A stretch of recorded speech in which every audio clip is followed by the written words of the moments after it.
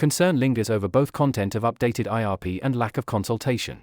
Serious questions continue to be raised about both the content of the Integrated Resource Plan (IRP) for electricity currently being discussed at the National Economic Development and Labour Council (Nedlac) as a precursor to its approval by Cabinet, and the drafting and consultation processes that have been employed.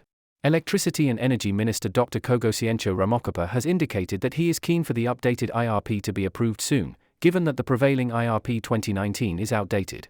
However, his initial deadline of the end of March was not met. The document before Nedlac is referred to variously as IRP 2024 and or IRP 2025 and was drafted hurriedly late last year, with scant consultation.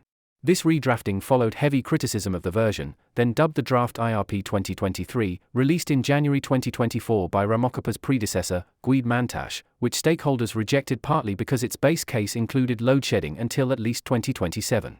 More than 4,300 public comments were received, and most of the substantial submissions highlighted serious problems with both the modeling and cost assumptions used, which had resulted in incorrect and potentially economically damaging conclusions. Acutely aware of these criticisms, Ramokgopa, who was appointed Electricity and Energy Minister in the Government of National Unity Cabinet, commissioned the South African National Energy Development Institute to remodel the IRP.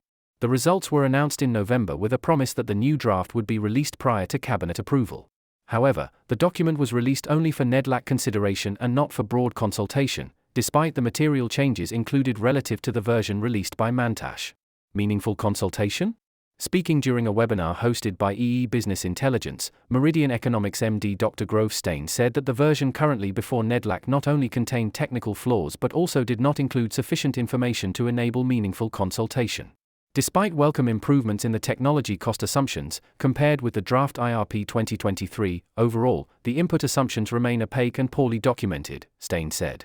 It is astonishing that the current IRP document does not show data on the technology capacity, energy mix, costs or emissions for the modeled scenarios or the proposed balanced plan.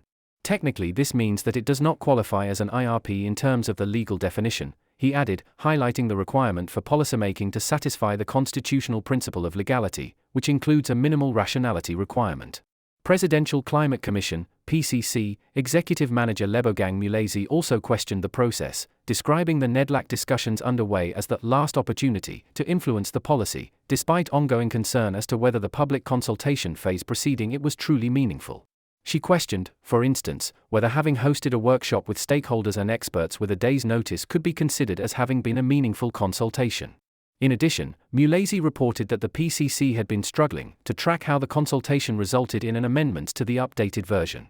Logical flaws. Steyn also argued that the proposed balanced plan in the document before Nedlac had not been logically derived from the underlying analysis, which only introduced nuclear when the gas build was disallowed. However, the proposed balance plan included both gas and nuclear. The outcome, thus, forced in technologies that were uneconomical and which would rely on public procurement, where the risk of these costs being socialized was high.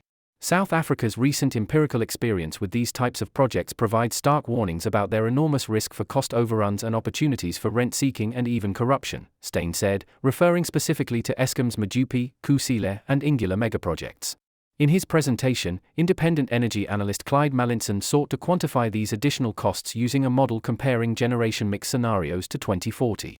This analysis showed that South Africa could achieve yearly savings of R258 billion by pursuing a mix that had no gas, coal, and nuclear and relied on solar PV, wind, and storage instead.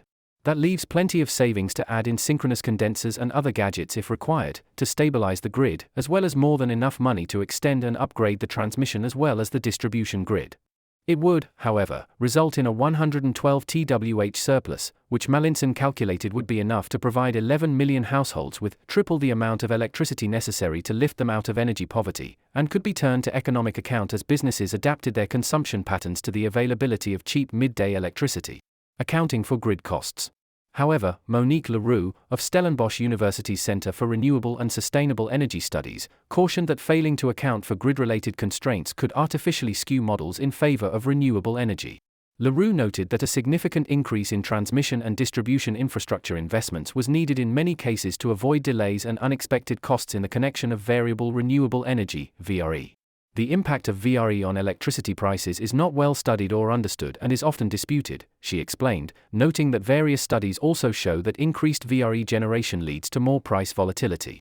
Acting Department of Electricity and Energy Director General Subesh Pillai acknowledged in his address that the lack of a coherent, adaptive planning framework had undermined investor confidence, municipal viability, and policy legitimacy. He also argued that the current transition from a period of crisis management to greater stability was creating the conditions for deliberate, evidence-based, and future-fit planning choices. Pillai cautioned against deferring decisions, however, arguing that South Africa's recent period of supply instability pointed to the dangers associated with inadequate planning and execution. As we look toward 2050, let us not make the mistake of assuming that energy planning is merely a technocratic exercise. It is, at its core, a nation-building endeavor, one that speaks to what kind of economy we seek, what kind of society we aspire to, and what kind of future we wish to leave behind. Unlocking opportunity. Pillai added, too, that the planning decisions made today would either entrench inequality or enable opportunity. They will either perpetuate fragility or unlock resilience. They will either leave us reacting to crises or position us as a developmental state capable of anticipating and shaping its own destiny.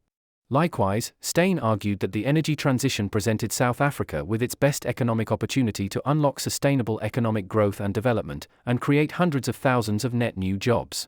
The IRP can and should be the policy statement that provides this vision and galvanizes all stakeholders and investors to contribute to this process. This outcome is within reach and is certainly what South Africans deserve after loadshedding, COVID, and years of economic stagnation, he asserted, adding that the time was ripe for a redesign of the IRP process to ensure that it became the authoritative policy vision for the sector. Rather than being an arena for endless contestation and wasted energy, it can become a policy process that stakeholders can get behind and support, Steyn said.